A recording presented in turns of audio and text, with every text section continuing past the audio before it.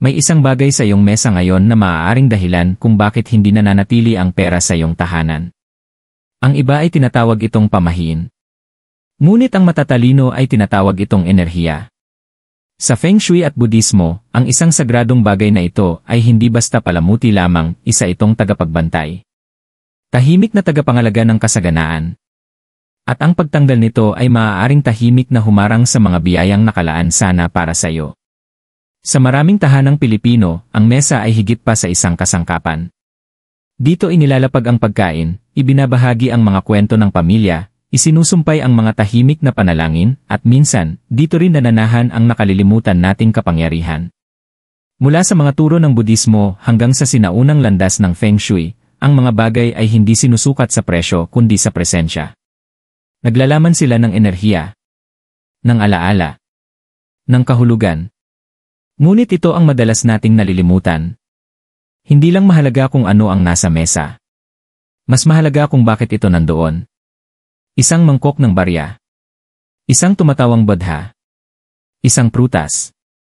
Isang kandila sa tabi ng bintana. Sa paningin ng iba, ito'y karaniwan. Pero sa mga nakaunawa ng enerhiya, isa itong mensahe sa universo. Handa na kaming tumanggap. Ngunit kapag inalis natin ang bagay na yon, basta-basta, walang pag-ingat, maaaring pinipigil natin ang isang daloy na tahimik na kumakampi sa atin. Hindi ito tungkol sa takot. Ito'y tungkol sa kamalayan. Dahil minsan, ang mga pinakamakapangyarihang bagay sa buhay ay hindi sumisigaw. Tahimik lang silang nananatili, tahimik na hinahawakan ang iyong kapalaran. Bahagi isa, ang kultural at espiritual na ugat. Bago natin maunawaan kung bakit kayang makaapekto ng isang bagay sa iyong mesa ang iyong kasaganaan, kailangang maunawaan muna natin kung bakit mahalaga ang mga bagay, lalo na sa loob ng ating tahanan. Sa kanluran, kadalasang tinitingnan ang mga bagay bilang gamit o kalat. Praktikal o palamuti. Ngunit sa malaking bahagi ng Asya, lalo na sa Feng Shui at Budismo, ang mga bagay ay higit pa sa gamit. Sila ay mga simbolo, tagapagdala ng enerhiya, mga salamin ng ating intensyon. Ang Feng Shui, na nagmula sa sinaunang China, ay nagtuturo na ang lahat ng bagay, mula sa pintuan ng iyong bahay hanggang sa iyong muebles, hanggang sa simpleng mangkok sa iyong mesa, ay may dalang enerhiya. Hindi lamang enerhiya na palutang-lutang sa hangin, kundi enerhiyang dumadaloy sa iyong buhay. Samantala, ang Budismo ay mas lumalalim pa. Tinuturo nito na ang kamalayan at layunin ay sagrado. Na ang bawat bagay na inilalagay ng may presensya ay nagiging ekstensyon ng kamalayang iyon. Na kahit ang isang maliit na bagay, kapag pinuspos ng atensyon at pagkadama, ay nagiging espiritual na kasangkapan, hindi dahil sa mahika, kundi dahil sa kahulugan. At heto ang kagandahan. Bagamat Kristiyano sa panlabas, ang kulturang Pilipino ay malalim na hinabi sa ganitong mga espiritual na hibla. Pumasok ka sa isang tipikal na bahay ng Pilipino at makikita mo ito. Isang mangkok ng bigas sa altar. Rosaryo sa salamin ng sasakyan. Mga barya sa ilalim ng welcome mat. Isang estatwa ng Santo Niño o Bodha, minsan pareho pa. Bawang sa may bintana. Kandila tuwing Biyernes ng gabi. Hindi ito basta-basta inilagay. Ito'y tahimik na mga ritual. Ito ang paraan natin, madalas ay di natin namamalayan, ng pagprotekta sa ating tahanan, paggabay sa swerte, at pag-anyaya sa kasaganaan. Kahit ang ating mga lolo't lola, na maaaring hindi kailanman narinig ang salitang Feng Shui, ay likas na sumusunod dito. Sinasabi nila ang mga katagang, huwag magwalis sa gabi, baka mawala ang swerte. Lagyan mo ng barya ang lalagyan ng bigas para laging may laman. Huwag iharap ang salamin sa kama, nakakasakit yan. Mga kristal, tulad ng citrine o pirite, nagpapalakas ng enerhiya at nagpoprotekta sa mga darating. Dahon ng laurel at cinnamon, pinaniniwala ang humihikayat ng swerte at kasaganaan. Chinese coins na may pulang sinulid, sumisimbolo ng sinaunang karunungan at swerte. Lotus pods o petals, konektado sa Budismong simbolismo, paglago mula sa putik patungo sa kadalisayan. Pero hindi ito tungkol sa pag-check ng listahan. Ito ay tungkol sa intensyon. Kahit barya at bigas lang ang laman ng iyong mangkok, basta't inilagay ng may pananampalataya at malasakit, nagkakaroon ito ng enerhiya. Kahit mukhang payak, ang mensahe nito sa universo ay makapangyarihan. Handa akong tumanggap. Ako'y umaayon sa daloy. Ako'y bukas para sa higit pa. Bakit sa mesa? Hindi basta-basta ang mesa. Sa espiritual na practice, mahalaga ang taas. Kapag inilagay mo ang mangkok sa mesa, hindi sa sahig, hindi itinago, iniangat mo rin ang enerhiya nito. Nagiging nakikita ito. Nagiging nirerespeto. Nagiging bahagi ito ng iyong pang-araw-araw na enerhiyang kapaligiran, kung saan ka kumakain, nagtatrabaho, nananalangin o nagsasama-sama. Kaya kapag inalis ito, o mas malala, itinago, nababasag ang enerhiyang iyon. Parang sinasabi mo sa universo, hindi ko ito kailangan. At nang hindi natin namamalayan, itinataboy natin ang biyayang sinusubukang manatili. Sagradong paalala, hindi pamahiin. Linawin natin. Hindi ito tungkol sa takot. Hindi ka isinumpa kung wala ang mangkok. Pero kapag inilagay mo ito ng may kamalayan at nananatili ito, nagiging sentro ito ng iyong paningin. Nagpapaalala sa iyong pamilya. Hindi tayo humahabol sa pera. Tayo'y humihikayat nito. Payapa. Spiritual. May layunin. Iyan ang pagkakaiba. Kaya tumingin kang muli sa iyong mesa. Wala ba itong laman? O baka naman naghihintay lang ito sa isang bagay na higit pa? Bahagi 3, mahalaga ang pagkakalagay. Ngayong alam mo na kung ano ang bagay na ito, ang susunod na tanong ay kasing halaga rin. Mga kristal, tulad ng citrine o pirite, nagpapalakas ng enerhiya at nagpoprotekta sa mga darating. Dahon ng laurel at cinnamon, pinaniniwala ang humihikayat ng swerte at kasaganaan. Chinese coins na may pulang sinulid, sumisimbolo ng sinaunang karunungan at swerte. Lotus pods o petals, konektado sa Budismong simbolismo, paglago mula sa putik patungo sa kadalisayan. Pero hindi ito tungkol sa pag-check ng listahan. Ito ay tungkol sa intensyon. Kahit barya at bigas lang ang laman ng iyong mangkok, basta't inilagay ng may pananampalataya at malasakit, nagkakaroon ito ng enerhiya. Kahit mukhang payak, ang mensahe nito sa universo ay makapangyarihan. Handa akong tumanggap. Ako'y umaayon sa daloy. Ako'y bukas para sa higit pa. Bakit sa mesa? Hindi basta-basta ang mesa. Sa espiritual na practice, mahalaga ang taas. Kapag inilagay mo ang mangkok sa mesa, hindi sa sahig, hindi itinago, iniangat mo rin ang enerhiya nito. Nagiging nakikita ito. Nagiging nirerespeto.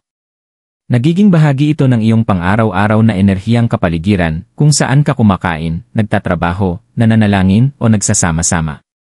Kaya kapag inalis ito, o mas malala, itinago, nababasag ang enerhiyang iyon. Parang sinasabi mo sa universo, hindi ko ito kailangan. At nang hindi natin namamalayan, itinataboy natin ang biyayang sinusubukang manatili. Sagradong paalala, hindi pamahiin. Linawin natin. Hindi ito tungkol sa takot. Hindi ka isinumpa kung wala ang mangkok. Pero kapag inilagay mo ito ng may kamalayan at nananatili ito, nagiging sentro ito ng iyong paningin. Nagpapaalala sa iyong pamilya. Hindi tayo humahabol sa pera. Tayo'y humihikayat nito. Payapa. Spiritual. May layunin. Iyan ang pagkakaiba. Kaya tumingin kang muli sa iyong mesa. Wala ba itong laman? O baka naman naghihintay lang ito sa isang bagay na higit pa? Bahagi 3, mahalaga ang pagkakalagay. Ngayong alam mo na kung ano ang bagay na ito, ang susunod na tanong ay kasing halaga rin. Saan mo ito ilalagay at bakit ito napakahalaga? Sa parehong prinsipyo ng Feng Shui at Budismo, ang enerhiya ay hindi nananatili sa isang lugar.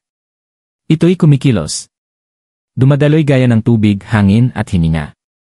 At gaya ng halamang hindi tumutubo sa dilim, ang enerhiya ay hindi umuunlad kung mali ang kinalalagyan. Ang mesa ang sentro ng enerhiya.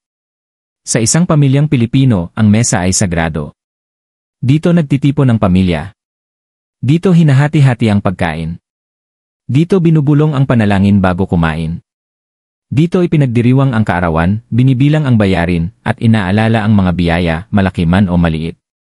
Kaya kapag inilagay mo ang wealth bowl sa mesa, inaangkla mo ito sa isang espasyong may tunay na enerhiya. Ang alon ng pamilya, pasasalamat, at pag-uusap ay palaging dumadaloy sa paligid nito, pinapalakas at pinupuno ito. Ngunit narito ang katotohanang madalas na hindi pinapansin. Ang mismong pwesto ng mangkok sa mesa, at ang pwesto ng mesang iyon sa bahay, ay may malaking epekto. Karunungan ng direksyon mula sa Feng Shui. Hinahati ng Feng Shui ang tahanan sa mga sona ng enerhiya na kilala bilang bagwa map. Ayon dito, ang timog silangang bahagi ng bahay ang nangangasiwa sa kasaganaan at kayamanan. Kaya kung maaari, ilagay ang wealth bowl sa isang mesa o patungan sa timog silangan ng bahay. Kung hindi ito possible, ilagay ito sa sala o malapit sa pintuan ng bahay kung saan pumapasok ang enerhiya. Iwasan ang paglalagay nito malapit sa banyo sapagkat dito dumadaloy palabas ang tubig at kasabay nito ang enerhiya ng kayamanan. Paglalagay nito sa kusina kung saan nang inibabaw ang apoy at kaguluhan. Pagpatong nito sa sahig na nagpapababa sa enerhiya at sumasagisag ng kawalang galang. Enerhiya bilang pakikipag-usap. Isipin ang enerhiya bilang isang bagay na nakikinig at tumutugon. Kapag inilagay mo ang mangkok ng maayos, ang mensahe ay malinaw. Mahalaga ang bagay na ito. Tagapagdala ito ng aming intensyon. Inihahanda namin ang aming tahanan para sa mga biyaya. Ngunit kapag ito'y isinantabi, itinago sa drawer, o pinabayaan na lang na may alikabok, iba na ang mensahe. Hindi ito mahalaga. Ang kayamanan ay welcome lang kapag convenient. At ang enerhiya ay sumusunod.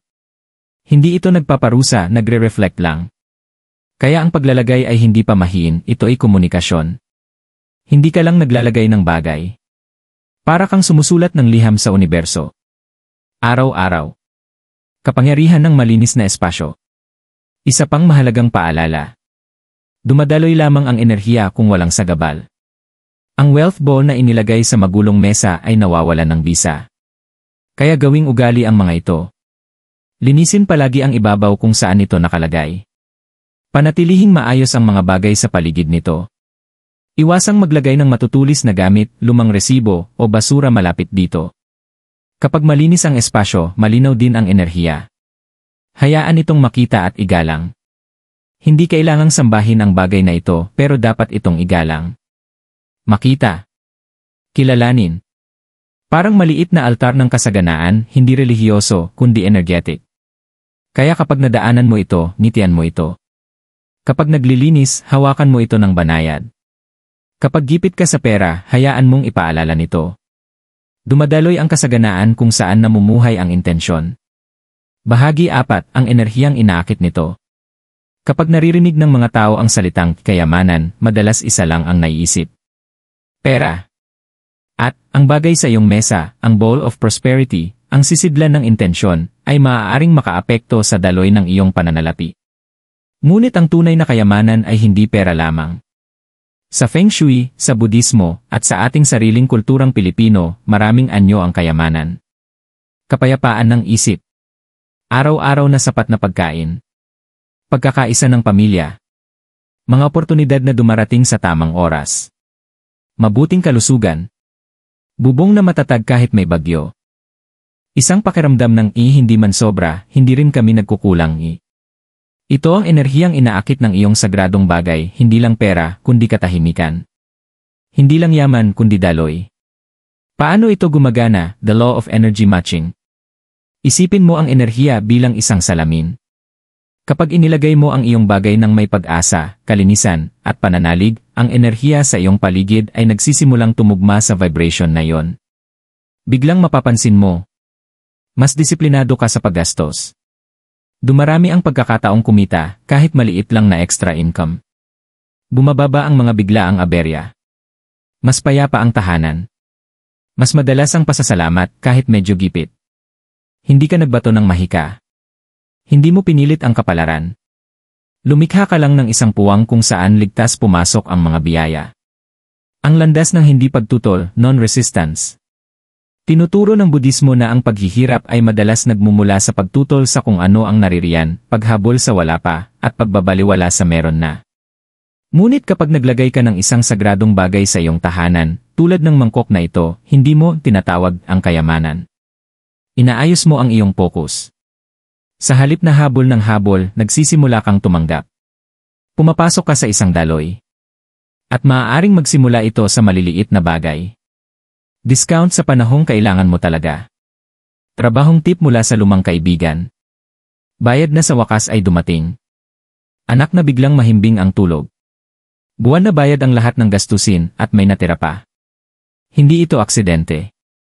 Ito'y senyales na nagbago na ang iyong enerhiya. Emosyonal na kayamanan ay kayamanan pa rin. Huwag nating kalimutan. Sa kulturang Pilipino, kahit sa hirap ng buhay, sinasabi natin, basta sama-sama, masaya pa rin. Kahit simpleng ulam, basta buo ang pamilya. Ang mangkok na ito, ang bagay na ito, ay nagiging visual na paalala ng ganitong pananaw. Na kahit hindi perpekto ang lahat, meron pa rin tayong mahalaga. At dahil pinahahalagahan natin ito, mas marami ang pwedeng dumating. Minsan, ang pagbabago ay hindi sa pitaka. Ito ay nasa puso. Sa pag-iisip. Sa enerhiya ng tahanan. At kapag iyon ang nagbago, kasunod na rin ang mundo sa labas. Totoong usapan, hindi ito mahika. Ito'y isang kaisipan. Linawin natin muli. Hindi ka mananalo sa loto dahil lang sa isang mangkok. Ngunit ang maaari mong mapanalunan ay kalinawan. Focus. Daloy. Magsisimula kang makaakit ng mga tao, pagkakataon, at sandali na tugma sa iyong enerhiya. Dahil hindi ito tungkol sa swerte. Ito'y tungkol sa pamumuhay ng may layunin. Sa bawat pagdaan mo sa mesa, sa bawat sulyap mo sa bagay na yon, may bumubulong sa iyo. Handa akong tumanggap. Nagpapasalamat ako sa kung anong meron bahagi 6, ritual ng pag-aayon, opsyonal na mini-ritual. Ngayong naintindihan mo na ang bagay. Alam mo na kung saan ito dapat ilagay. Naiwasan mo na ang mga karaniwang pagkakamali. Pero heto ang sikreto para manatiling buhay at lumago ang enerhiya nito. Ritual. Hindi lang rutina. Dahil kapag tinrato mo ang isang bagay bilang sagrado, kahit ang pinakasimpleng kilos ay nagiging makapangyarihan. At huwag kang mag-alala, hindi ito tungkol sa relihiyon. Ito ay tungkol sa presensya, enerhiya at layunin.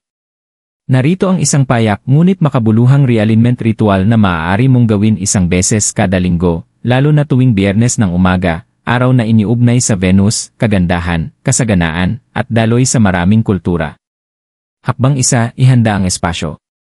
Bago mo hawakan ang bagay, maglaan ng sandali upang linisin ang enerhiya sa paligid nito. Linisin ang mesa. Alisin ang anumang kalat. Punasan ang ibabaw gamit ang malinis, medyo basang-basahan, mas mainam kung may ilang patak ng tubig na may asin o balat ng citrus, para sa pagsipsip ng negatibong enerhiya. Habang naglilinis, bulongin ng banayad. Tinatanggap ko ang mga bagong biyaya. Pinakakawalan ko ang lahat ng sagabal. Hindi ito para sa mata, ito'y para sa espiritu. Hakbang 2, sindihan ang kandila o insenso. Sindihan ang puting kandila o isang patpat ng insenso, tulad ng sandalwood o jasmine, malapit sa bagay. Ang mga amoy na ito ay kilalang nagbubukas ng daloy, humihikayat ng kasaganaan, at nagpapatahimik ng kapaligiran. Habang umaangat ang usok o liwanag, sabihin. Habang lumalakas ang liwanag na ito, lumago rin ang aking kasaganaan. Habang lumalaganap ang halimuyak na ito, lumawak din ang aking kapayapaan. Huminga ng malalim ng 3 beses. Dahan-dahan. Ramdamin ang pagbabago ng enerhiya. Hakbang 3, hawakan ang bagay ng may layunin. Gamit ang malinis na kamay, dahan-dahang paikutin ang mangkok pakanan, kahit isang beses lang, upang paandarin ang enerhiya at daloy nito. Hawakan ang mga laman nito kahit sandali lang. Hawakan ang barya. Salamat sa katiyakan ng pananalapi. Hawakan ang bigas. Salamat sa araw-araw na kabusugan. Hawakan ang kristal. Salamat sa proteksyon at kaliwanagan. O kaya'y bulongin lang. Naway manatiling masagana ang espasyong ito. Ang mahalaga ay hindi pagiging perpekto, kundi presensya. Kahit 2 minutong atensyon na may kamalayan ay muling gumigising sa enerhiya. Hakbang 4, bigkasin ang pasasalamat o panalangin ng kasaganaan. Pumili ng isang pangungusap na ulit-ulitin tuwing ritual. Halimbawa, tinatanggap ng tahanan ko ang kasaganaan ng may biyaya at kagaanan. Sapat na ang meron ako. Bukas ako para sa higit pa. Kapayapaan at kayamanan ay naninirahan dito, magkasama. Hindi ako naghahabol, inaakit ko. Ang akin ay kusa akong nilalapitan. Maaari mo rin itong sabihin sa sarili mong salita, kahit sa Filipino. Ang mahalaga ay ang vibrasyon ng sinseridad. Hakbang 5, hayaan ito sa kapayapaan. Huwag madaliin. Hayaan ang kandila o insenso na magliyab ng ligtas hanggat kailangan. Lumayo ng mahinahon na para bang katatapos mo lang ng isang panalangin. Damdamin ang katahimikan. Damdamin ang pagkakaayon. Iyan na ang buong ritual. Gaano kadalas dapat gawin ito? Lingguhan, Biyernes ng umaga ay pinakamainam. Kung abala ka, kahit 2 beses sa isang buwan ay sapat. Kapag new moon o full moon, mas lalong makapangyarihan ang ritual. At kung makalimot ka, walang masama. Pinapatawad ng universo. Magsimula ka lang muli. Bonus, isama ang pamilya kung nais mo. Kung may kasama ka sa bahay, mas nagiging makapangyarihan ang ritual kapag sama-sama ito. Pakiusapan ng anak na tumulong maglinis. Hayaan ang iyong kapareha ang magsindi ng kandila. Ipaabot sa bawat isa ang mangkok at hayaang bumulong ng kanya-kanyang hiling. Sa ganitong paraan, nagiging sisidlan ng panaginip at pagkakaisa ang bagay, hindi lang para sa isa, kundi para sa buong tahanan. Huling paalala para sa ritual na ito. Hindi mo kailangan ng mamahaling gamit. Hindi mo kailangang maging eksperto sa Feng Shui o Budismo. Ang kailangan mo lang ay magpakita, 1 beses sa isang linggo, na may paniniwala, presensya, at kababaang loob. Dahil ang enerhiya ay hindi naghahanap ng perpekto. Ang kailangan lang nito ay ang iyong paglaho. Alagaan mo ang gusto mong lumago. Dahil pati ang biyaya, kailangan ng tahanang marunong magparangal. May tiwala ako sa kung anong darating. At iyan mismo ang vibration ng tunay na kayamanan. Bahagi 5, karaniwang pagkakamali. Nalaman mo na kung ano ang bagay. Nauunawaan mo na ang kahulugan nito. Maingat mo itong inilagay. At unti-unti may nagbabago sa iyong tahanan, sa iyong buhay. Pero narito ang katotohanan. Kahit ang pinakasagradong bagay ay nawawala ng lakas kapag nagamit ng mali. At sa kasamaang palad, maraming tao ang hindi namamalayang ginagawa nila ito. Pag-usapan natin ang mga karaniwang pagkakamali na tahimik na humaharang sa mga biyayang nais sana nating anyayahan. Kahit ang pinakasagradong bagay ay nawawala ng lakas kapag nagamit ng mali. At sa kasamaang palad, maraming tao ang hindi namamalayang ginagawa nila ito. Pag-usapan natin ang mga karaniwang pagkakamali na tahimik na humaharang sa mga biyayang nais sana nating anyayahan. 1. Paglalagay ng walang layunin. Isang mangkok ng barya sa maalikabok na mesa. Isang laughing Buddha na nakaipit sa pagitan ng resibo at remote. Mga kristal na tinambak lang sa garapon at nakalimutan. Kahit ang pinakamakapangyarihang simbolo ay nawawala ng saysay kapag itinuring lang itong kalat. Tumutugon ang enerhiya sa atensyon. Kapag inilagay mo ang bagay dahil lang sinabi ng iba, ngunit wala kang paniniwala, pagkaunawa o koneksyon dito, mananatiling patag ang enerhiya nito. Gawin ito. Kapag ilalagay ang bagay, maglaan ng sandali. Huminga. Magtakda ng intensyon. Kahit bulong lang ay sapat na. Naway tanggapin ng espasyong ito ang kasaganaan, kapayapaan, at daloy. 2. Palipat-lipat ng lugar.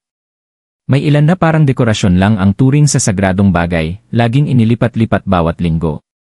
Ngunit kailangang manirahan ng enerhiya sa isang lugar para ito'y tumibay. Kapag palagi mong inilipat ang mangkok o inalis tuwing may okasyon at hindi na naibalik, nababasag ang konsistensya. Sa Feng Shui, ang katatagan ay humihikayat ng seguridad. Sa Budismo, ang pag-uulit ay nagpapalakas ng enerhiya. Gawin ito. Pumili ng lugar ng may malasakit at hayaan itong manatili roon, iginagalang at hindi ginagambala. 3. Paglalagay sa mahinang lugar energetically. Kahit puno ng tamang bagay ang iyong mangkok, kung mali ang lokasyon nito, nababawasan ang kapangyarihan nito. Iwasan ang mga lugar na ito. Malapit o nakaharap sa banyo, ang tubig ay simbolo ng kayamanan, at kapag palaging dumadaloy palabas, gaya ng sa inidoro o lababo, sumasabay ang yaman. Sa kusina, lalo na malapit sa apoy o kutsilyo, sumisimbolo ng kaguluhan o pagwasak. Sa sahig, sumsenyas ng kawalang-galang o poverty mindset. Sa loob ng kabinet o likod ng kalat, kailangan ng enerhiya ang espasyo para makagalaw. Gawin ito. Pumili ng lugar kung saan ito ay makikita, maaalagaan, at malinis, mainam sa timog silangan, sala, o pasilyo. 4. Paglalagay ng sira o magkasalungat na bagay. Mabuti man ang intensyon, pero sirang barya o basag na kristal. Paghahalo ng iba't ibang espiritual na bagay ng walang kaalaman. Mga bagay na konektado sa lungkot o trauma. Lahat ng ito ay maaaring magdala ng magkakakontrang enerhiya. Gawin ito. Panatilihing simple. Ang bawat bagay sa loob ng mangkok ay dapat sumasalamin sa gusto mong matanggap, kasaganaan, kalusugan, kagalakan, proteksyon. Kung may masira, huwag itago. Basbasan ito at saka tanggalin. 5. Pababayaan ito, pinababayaan ang layunin. Ang isang wealth ball na natabunan ng alikabok, insekto, o dumi ay nagiging simbolo ng nakalimutang layunin. At ito ang nababasa ng universo. Handa kami noon. Pero ngayon, hindi na namin pinapahalagahan. Gawin ito. Punasan ito ng regular. Ayusin ng may pagmamalasakit. Hawakan ito ng may paggalang. Kahit isang beses kada linggo na paglilinis ay muling bumubuhay ng enerhiya. Hindi ito pamahiin. Ito'y responsibilidad. 6. Gamitin bilang shortcut, walang personal na paglago. May ilan na akalay. Pag naglagay ako ng ganito, yayaman ako. Di ko na kailangang baguhin ang iba. Pero ang katotohanan, ang mga espiritual na bagay ay hindi shortcut. Sila'y mga taga-suporta.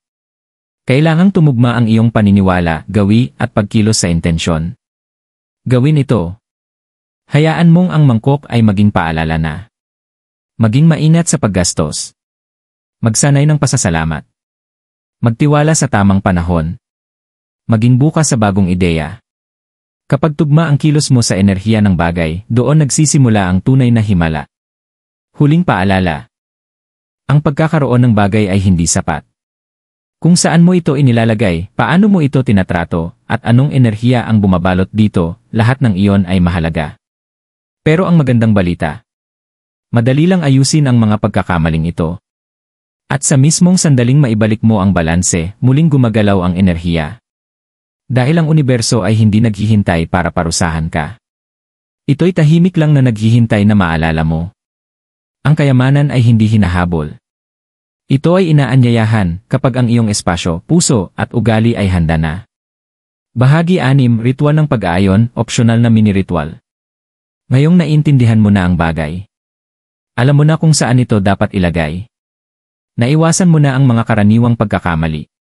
Pero heto ang sikreto para manatiling buhay at lumago ang enerhiya nito. Ritual. Hindi lang rutina.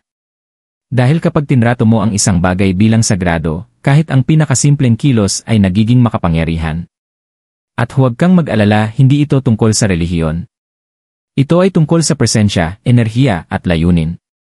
Narito ang isang payak ngunit makabuluhang realignment ritual na maaari mong gawin isang beses kada linggo, lalo na tuwing Biyernes ng umaga, araw na iniugnay sa Venus, kagandahan, kasaganaan, at daloy sa maraming kultura. Hakbang 1, ihanda ang espasyo. Bago mo hawakan ang bagay, maglaan ng sandali upang linisin ang enerhiya sa paligid nito. Linisin ang mesa. Alisin ang anumang kalat. Punasan ang ibabaw gamit ang malinis, medyo basang-basahan, mas mainam kung may ilang patak ng tubig na may asin o balat ng citrus, para sa pagsipsip ng negatibong enerhiya. Habang naglilinis, bulongin ng banayad. Tinatanggap ko ang mga bagong biyaya. Pinakakawalan ko ang lahat ng sagabal. Hindi ito para sa mata, ito'y para sa espiritu. Hakbang 2, sindihan ang kandila o insenso. Sindihan ang puting kandila o isang patpat ng insenso, tulad ng sandalwood o jasmine, malapit sa bagay. Ang mga amoy na ito ay kilalang nagbubukas ng daloy, humihikayat ng kasaganaan, at nagpapatahimik ng kapaligiran. Habang umaangat ang usok o liwanag, sabihin. Habang lumalakas ang liwanag na ito, lumago rin ang aking kasaganaan. Habang lumalaganap ang halimuyak na ito, lumawak din ang aking kapayapaan. Huminga ng malalim ng 3 beses. Dahan-dahan.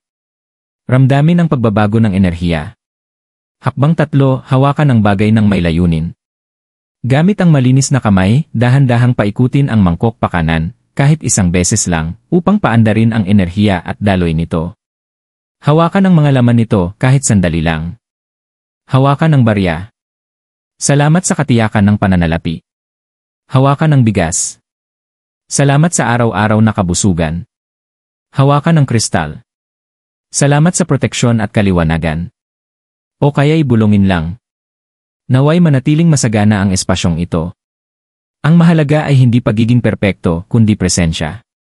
Kahit 2 minutong atensyon na may kamalayan ay muling gumigising sa enerhiya. Hakbang 4, bigkasin ang pasasalamat o panalangin ng kasaganaan. Pumili ng isang pangungusap na ulit-ulitin tuwing ritual. Halimbawa, tinatanggap ng tahanan ko ang kasaganaan ng may biyaya at kagaanan. Sapat na ang meron ako. Bukas ako para sa higit pa. Kapayapaan at kayamanan ay naninirahan dito magkasama. Hindi ako naghahabol, inaakit ko. Ang akin ay kusa akong nilalapitan. Maaari mo rin itong sabihin sa sarili mong salita kahit sa Filipino. Ang mahalaga ay ang vibrasyon ng sinseridad. Hakbang 5, hayaan ito sa kapayapaan.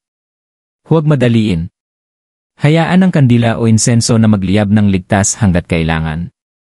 Lumayo ng mahinahon na para bang katatapos mo lang ng isang panalangin. Damdamin ang katahimikan. Damdamin ang pagkakaayon. Iyan na ang buong ritual. Gaano kadalas dapat gawin ito? Lingguhan, Biyernes ng umaga ay pinakamainam. Kung abala ka, kahit 2 beses sa isang buwan ay sapat. Kapag new moon o full moon, mas lalong makapangyarihan ang ritual. At kung makalimot ka, walang masama. Pinapatawad ng universo. Magsimula ka lang muli. Bonus, isama ang pamilya kung nais mo. Kung may kasama ka sa bahay, mas nagiging makapangyarihan ang ritual kapag sama-sama ito. Pakiusapan ang anak na tumulong maglinis. Hayaan ang iyong kapareha ang magsindi ng kandila. Ipaabot sa bawat isa ang mangkok at hayaang bumulong ng kanya-kanyang hiling. Sa ganitong paraan, nagiging sisidlan ng panaginip at pagkakaisa ang bagay, hindi lang para sa isa, kundi para sa buong tahanan. Huling paalala para sa ritual na ito. Hindi mo kailangan ng mamahaling gamit. Hindi mo kailangang maging eksperto sa Feng Shui o Budismo. Ang kailangan mo lang ay magpakita, 1 beses sa isang linggo, na may paniniwala, presensya, at kababaang loob. Dahil ang enerhiya ay hindi naghahanap ng perpekto. Ang kailangan lang nito ay ang iyong paglahok. Alagaan mo ang gusto mong lumago.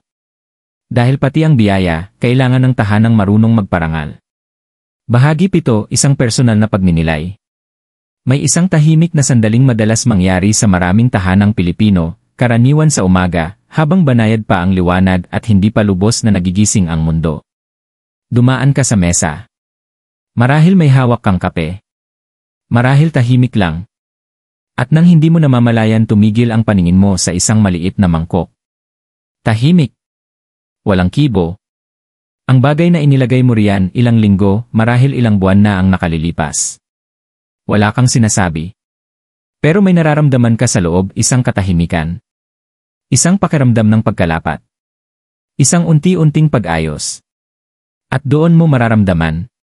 Gumagana ito. Ang mangkok ay hindi kailanman basta mangkok lang. Kahit puno ito ng barya o bigas, kristal o kanela, ang bagay na ito ay lumampas na sa panlabas nitong anyo. Hindi ito palamuti. Hindi ito pamahiin. Isa itong paalala. Ng ano? Na hindi ka lang basta nabubuhay. Kundi bumubuo ka ng tahanang may daloy ng enerhiya. Inaayon mo ang iyong espasyo sa pananampalataya, hindi lamang pananampalatayang panrelihiyon, kundi pananampalataya sa ritmo, sa kahulugan, at sa hindi nakikitang lakas na tumutulong sa atin sa bawat hakbang ng buhay. Madalas nating makalimutan kung ano ang umaalalay sa atin. Sa pagmamadali ng pagbayad ng bayarin, pagpapadala ng pera, pagsasabay ng trabaho, o paghahati ng bawat piso, nakakalimot tayo. Nakakalimot tayong may mga bagay na tahimik nang gumagana para sa atin. Tulad ng mangkok na hindi natin ginagalaw. Ang bagay na minsan nating inilagay ng may malasakit. Ang ritual na minsan lang nating sinubukan. Nakakalimot tayo na marahil.